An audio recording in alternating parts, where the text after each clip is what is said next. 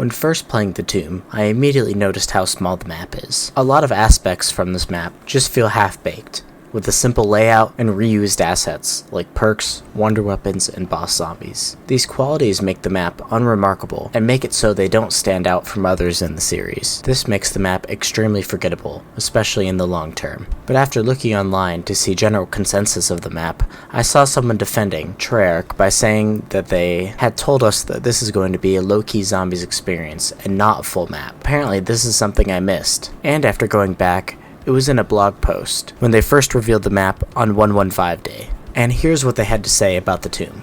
We've crafted the Tomb to provide a similar experience to Liberty Falls, by far our most played zombies map in recent years, featuring tighter spaces with focus on replayability. Just like Liberty Falls, we're delivering plenty of side Easter eggs and even a reimagined wonder weapon, inspired by our past. That's all we'll have to say for now. But what does this really mean? What do you mean similar experience to Liberty Falls? There are so many ways that could be interpreted. Does that mean the layout of the map is going to be similar? Does that mean the returning wonder weapon or perks or even Easter eggs? This was the only thing we had to go off of going into this map. And I think that this lack of communication with Treyarch puts people in the position where going into their first playthrough with unrealistic expectations and end up getting super disappointed with the map that they just played. So today, I want to fix the issue and come up with a solution on how they can fix this going forward. I think to help us with these miscommunications, we need to turn to a game that flipped a bad concept into a good concept by bringing attention to it.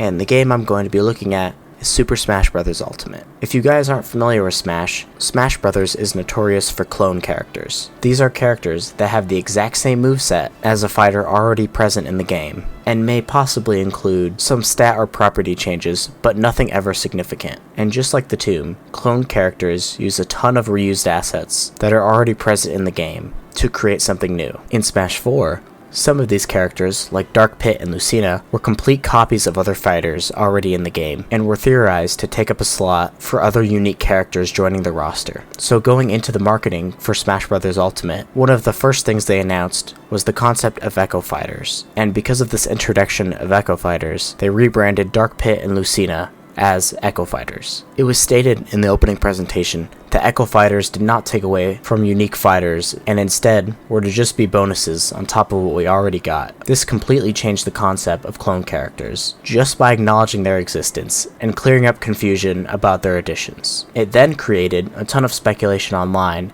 as to what Echo Fighters will be added in the game. I'm going to be taking this concept of Echo Fighters and applying it to zombies.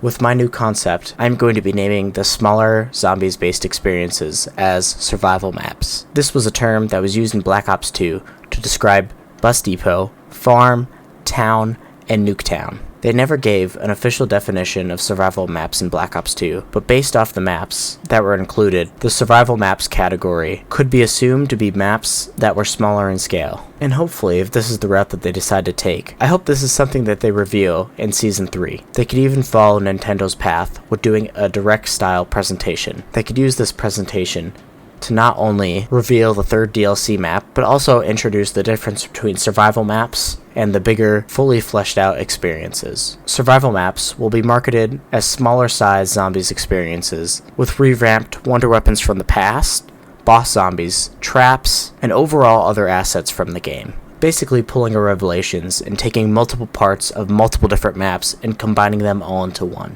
Like from the Tomb, they brought the ice stack back from Origins, they took the mimics from Firebase, and they also took other boss zombies from previous BO6 maps. And also in this presentation, Treyarch can also come out and finally say that they were going to make a map per season. From what we've seen so far, this outcome is super likely to happen, and I'm not sure why they're waiting to tell us. They can also copy another thing from Smash Ultimate with the Fighter's Pass. In this mock roadmap example, you can see the entire life cycle of Black Ops 6, and with each season's release, we'll have a map, with them rotating between survival map and main map each season. I decided that since I gave survival maps a name, I should also name the main maps, which I decided to call core maps. The core maps are going to be the main zombies experiences. It will feature a brand new wonder weapon, a brand new boss zombie, have new traps, and not use assets from other parts of the game. Basically, instead of taking from old games, they create new, unique gameplay just found only on that map. This experience will also include a fully in-depth Easter egg, as well as multiple side Easter eggs to go along. And finally, have a fully animated intro and outro cutscene to the map. Then, they can talk about how Terminus and Citadel will be main core maps, while Liberty Falls and the Tomb will be branded as survival maps.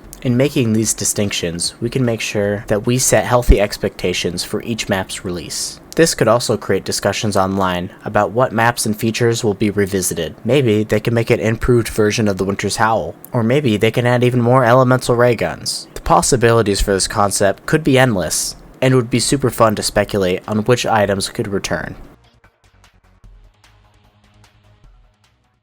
The Tomb was a horribly marketed map, and now the legacy of this map will suffer. But if Treyarch ever intends on releasing another survival-based map, we need to make sure that expectations are set from the get, or it will be doomed to fail from the start. This video itself is a little filler episode, so I can finish gathering my thoughts and make a bigger overall review of the map. I have a ton to talk about on this map, and hopefully that should be out in the next couple weeks. But if you made it to the end, make sure you let me know what you thought of the video, and make sure you type "The Tomb is filler" in the comments, just to let me know you made it to the end. Alright, that's all I got for you guys. Have a good one.